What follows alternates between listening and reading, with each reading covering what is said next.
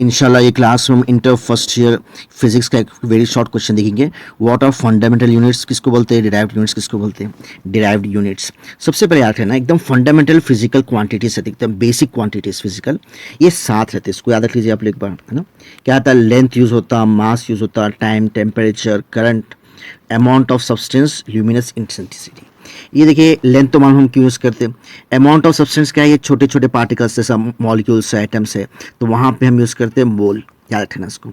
और जहाँ पे इलेक्ट्रिक है ना, लाइट इंटेंसिटी है ना, जैसा सनलाइट्स है या कोई है ना बल्ब है, वहाँ पे हम यूज़ करते हैं लाइट के लिए कैंडल है ना। और याद रख लेना करंट के लिए हम एम्पियर यूज़ करते हैं, टेम्परेचर के लिए केल्विन, टाइम के लिए सेकेंड, और मास के लिए किलोग्राम, और लेंथ के लिए मीटर, है ना। तो ये जो है एसआई यूनिट्स इसके, ये जो है बेसिक एकदम बेस फंड है ना, बेस क्वांटिटीज बोलते हैं फिजिकल क्वांटिटीज। इसके जो यूनिट्स रहते हैं इसको बोलते हैं फंडामेंटल यूनिट्स, है ना। तो units used for fundamental quantities, ये 7 वैल्यूज को बोलते हैं फंडामेंटल क्वांटिटीज।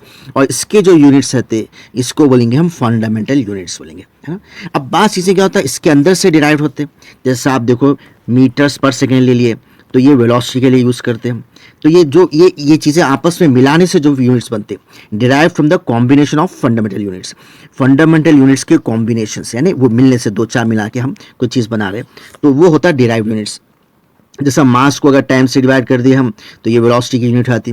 वैसी एरिया ऑफ रेक्टेंगल है समझे, तो लेंथ इंटू ब्रेथ, लेंथ के लिए मीटर्स होता, ब्रेथ के लिए मीटर्स होता, तो मीटर इंटू मीटर क्या हो जाएगा, metre square. So this is the drive unit for area.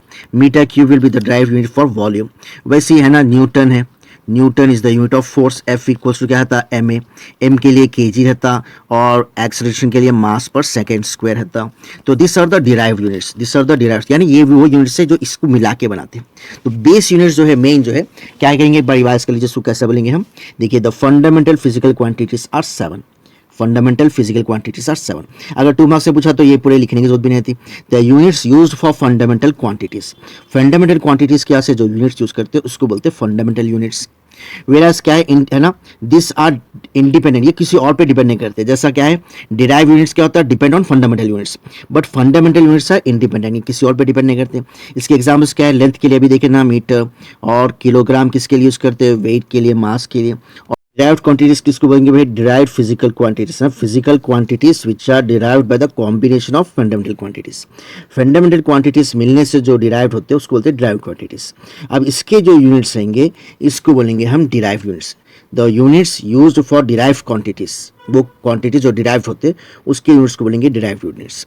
They are many, है ना, डिराइव्ड यूनिट्स ये बहुत ज़्यादा है, जैसा फंडामेंटल तो 7 है, लेकिन उससे कई ज़्यादा बना सकते हैं हम डिराइव्ड यूनिट्स।